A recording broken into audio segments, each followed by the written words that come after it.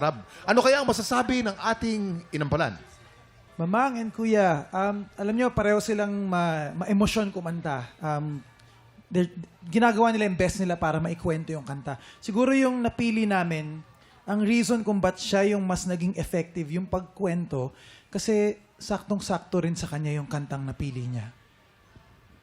Maraming salamat. Saktong-sakto ang kantang napili. Nasa choice of song din, no? Kilalanin natin ang ating kampiyon ngayon.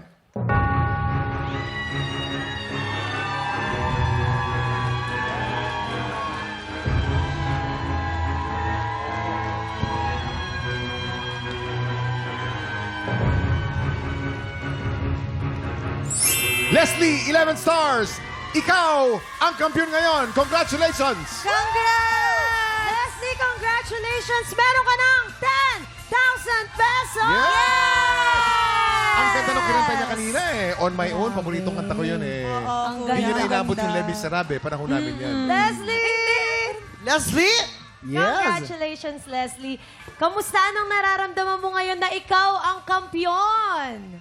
Hindi ko po in-expect kaya sobrang saya po ng pakiramdam. Pero Leslie, may tanong ako. Mag-i-stick ka lang ba sa ganyang genre mo or may papakita ka pa sa aming iba? Marami pa po. Ayan! Wow! Dapat ganun.